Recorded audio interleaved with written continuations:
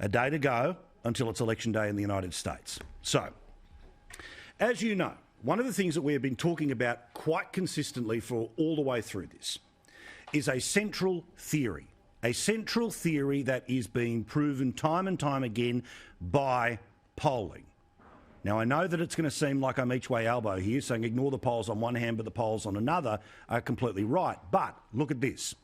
The assumption has always been that Democrats are voting early and they are voting by a margin of 2-1. I want you to think about that. When you hear about all of those numbers about how many people had voted early, the assumption is Democrats 2-1. But if that's the case, it means on election day, Republicans vote 2-1. So you've got to have massive margins going into election day. I want to show you a CBS poll that came up in the past couple of days. In fact, it was just released today. That CBS poll shows that 66% of Democrats have apparently already voted, but 69% of Republicans choose and are planning to vote on election day. What does it mean? Our theory is holding up. The Biden vote should be big margins in the places that he needs to win, but if there is a Trump surge, CBS, lefty, mainstream media America is predicting that if this is true, Donald Trump is returned to the presidency. He'd have 279 Electoral College votes. Now remember, our big data expert, the bloke who was able to guess Trump in 16, Brexit in the UK, Morrison last year, well, he has said that the margin of Trump's victory, according to the analysis he is doing, based off the things people are writing on the internet, could be between 270 and 280. That means his analysis is on point. We will talk to him because he's just done a refresh in the past hour to see whether this is holding on. Now, the Republicans are absolutely buying into the idea that the voting surge comes for them on election day. You've heard it from anyone who's got anything to say about this, that they will go over broken glass to vote for Donald Trump. If that's the case, then the surge looks like it will happen. Have a look. We feel very strong that we have a surge coming on Election Day. We've also built the best ground game in history with 2.5 million volunteers and 3,000 staff on the ground. And we are contacting these voters right now all weekend through the next few days to make sure they turn out to vote. So why do I keep banging on about the 2-1 margin? Because, I repeat, if Joe Biden is so far ahead in the opinion polls and he's so far ahead in terms of those who identify themselves as Democrats to have voted already for him, the margins need to be big. So let's go around the map. In the state of Arizona, this is supposedly on the hit list. A whole bunch of former McCain staffers, Romney Republicans, people who are rhinos in Trump language, they claim they can flip this state. But what's actually happening right now? Early vote in Arizona says, sorry, a couple of stories I'm going to tell you before I get to numbers. Apologies here. The Latino vote is not turning out in Arizona. What does that mean? It means when you are only leading by 1 point, which is what these numbers show, 38, 37, your margin is not big enough. Now, I don't know what's happening with independents. If Biden wins and wins big, it means independents basically got dropped on top of the Democrats. Think of them like the Greens vote. But the independent vote generally splits 50-50, and even if it splits 55-45 or even 60-40, the 2-1 margin is going to work in Trump's favour. OK, Florida now. Again, a place where Barack Obama has been sent, Kamala Harris has been sent. The expectations are here too. The Latino vote will save us. Well, guess what? The Democrats are worried. This is the reporting from Miami-Dade County. That's the one that did it for Al Gore, but not enough in 2000. It's the place where Democrat vote works. Well, guess what? The turnout operation hasn't happened so far, and Latino vote is not standing up. What's the margin? Have a look. These are the votes that have been returned. Now, in America, when you vote, you are a registered Republican, a registered Democrat, or a registered other. Does that look like 2-1 to you? In Georgia, one of these white whale states that they hoped they would be able to flip, they look like it's not going to happen. Why? Because, well, surprise, surprise. One of the stories coming out, that things are starting to tighten in Georgia, and this is a very anti-Trump thing, and Trump has been hitting Georgia with his rally appearances because the margin, well, guess what? The Republicans are currently winning. Remember, 2-1 Democrats. If they're behind going into Election Day, then theoretically the surge should wipe them out. There's been an extra 258,000 votes since yesterday. What about in Iowa? This is a state where, generally speaking, you would have expected this is going to be relatively automatically Republican. Polling has told us all the way through the cycle that this thing is up for grabs and has been leading Biden for some time.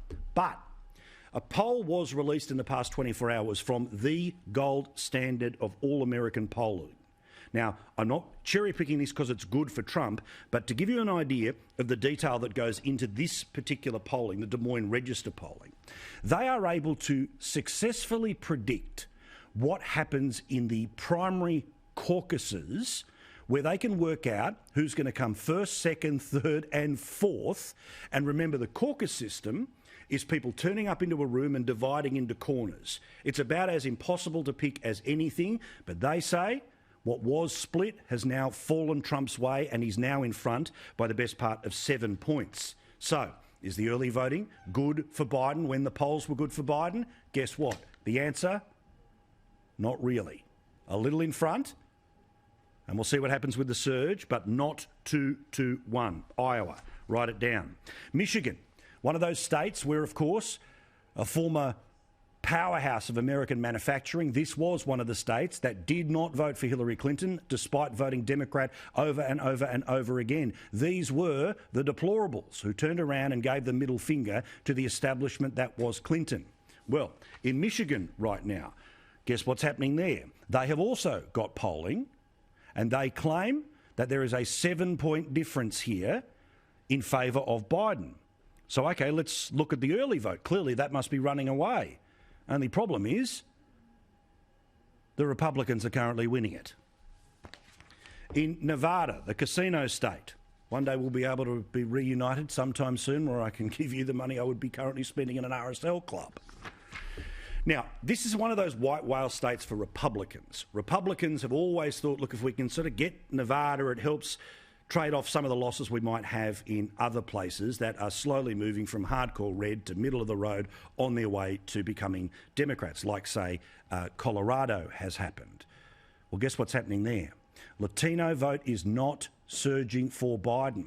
Now, one of the absolute problems for Biden is that while he's been able to, quote-unquote, bank the black vote, he's not banking the Latino vote, and maybe up to 35% of it is going to go for Trump. That's way higher than he got 4 years ago. So let's look for a 2-1 margin. Who's in front in Nevada? Guess what? It's damn close. So that's a white whale state, all right? So if he's close in a white whale state, imagine what he's doing in the states that he won last time. North Carolina, another one of those states that was assumed to be stolen by the Republicans 4 years ago. Well, guess what's happening there too? There is, well, they don't have their head start.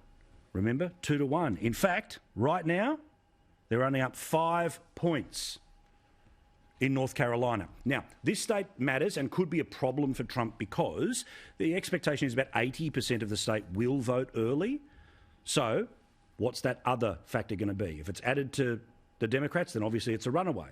But who knows? Who knows? I'm just giving you the best case scenario for the bloke who you know, and I assume many of you watching are all in on. Ohio. No one's won the presidency for 50 years without winning Ohio. What's happening there? Well, Joe Biden is going there tomorrow.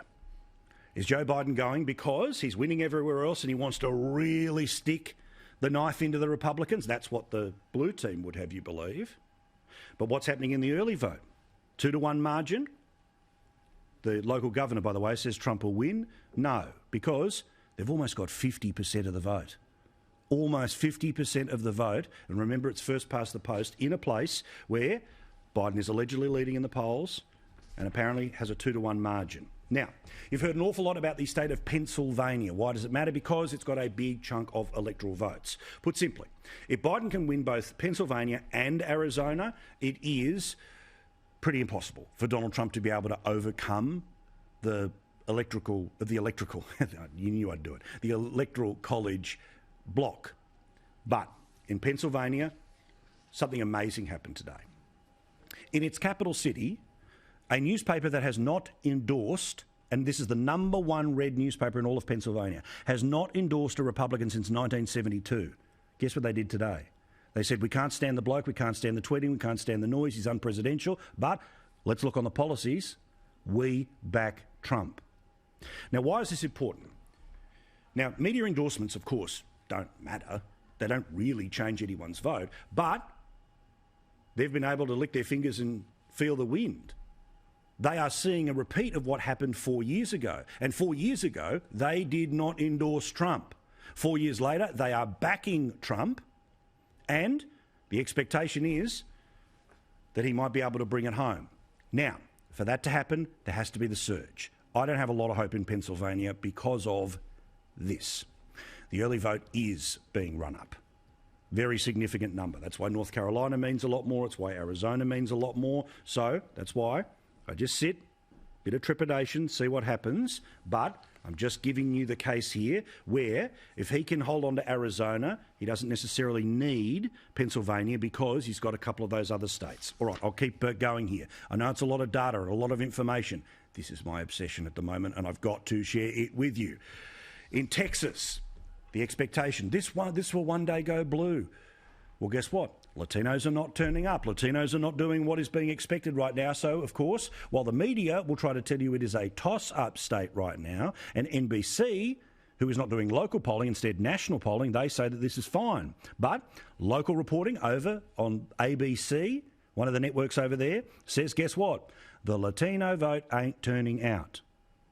And in Texas, 2-1 margin for the Democrats going into this.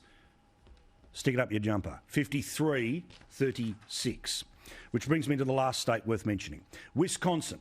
Now, these are these little northern states. Wisconsin, Michigan. If Trump can win those, then he can afford to lose things like North Carolina. He can afford to lose things like Pennsylvania. It's just maths, remember? Get yourself to 270. Well, in Wisconsin right now, Democrats are worried because it ain't over. And why would they be worried? Because they are not leading by a 2-1 margin. Remember that stat from the start of the show. I keep saying it because you are not hearing it anywhere else. You are not hearing it everywhere else because the narrative is Trump is done, Trump is cooked, Trump is gone. Even today, American networks are saying 2-1 margin before Election Day, 2-1 margin on Election Day. If you're leading going into Election Day, Wisconsin looks good. So, if pictures are your thing, this is what happened in 2016. Pay attention again to those two red states, W-I-M-I, Michigan, I knew it had happened, Michigan and Wisconsin. Well, if the polls are right everywhere, it'd be 350 votes for Joe Biden. But we go back to where we started. The Republican surge, the 2-1 Election Day vote versus the 2-1 election vote. Beforehand, Trump 279. And they have him winning Pennsylvania, but if you lost it but got Michigan and Wisconsin, it would more than make up for it. He'd still be the president. So, you've heard Michigan, you've heard Iowa, you've heard Florida, you've heard North Carolina. Guess where Donald Trump went today? 5 separate locations, and the message couldn't be clearer. Because remember, it's not just about what appears on the 6 p.m. news that can be seen from Los Angeles to New York, but what's on your local news. Local news in America is just as powerful as what is happening on the national level. And when the president comes to town, it is the headline story. So this is what they saw tonight on TV in Michigan. The corrupt establishment hates me because I don't answer to them, I answer to you, which is true. This is what they saw in Iowa. With your vote, we will continue to cut your taxes, cut regulations, and ensure that more products are made and raised and grown in the USA. 5 rallies today. The third in North Carolina. This is what they saw on their TV news tonight. North Carolina lost nearly half of its manufacturing jobs thanks to NAFTA, one of the worst trade deals ever. And in Georgia, Here's what the president said. Biden's energy ban will send every state from Georgia, Michigan, Pennsylvania into crushing poverty. And you know that. The whole thing is ridiculous. The Green New Deal. And finally, he went to Florida, a place where Biden is not campaigning at the moment. He's sending the surrogates. Instead, he's trying to go to Ohio as a way of trying to block Trump. It says a lot about the campaign here. Again, Team Blue version is we're so confident we're going to expand the map. Early voting shows in Ohio, Republicans are leading. And remember, they're doing pretty well in Florida, where Latinos are voting for Trump in bigger margins than they did 4 years ago. Days from now, we're going to win my home state of Florida. And we are going to win 4 more years in the White House. And of course, something you saw nowhere on American news today is the reality of Joe Biden and what he actually did today in Philadelphia. Never believed it'd be this much in jeopardy. We launched our campaign over on the Oval back in May 9, 2019. But you know what I said then, we've been through a lot since then. I mean, Rowan, of course, it's just the stammer, just the stutter.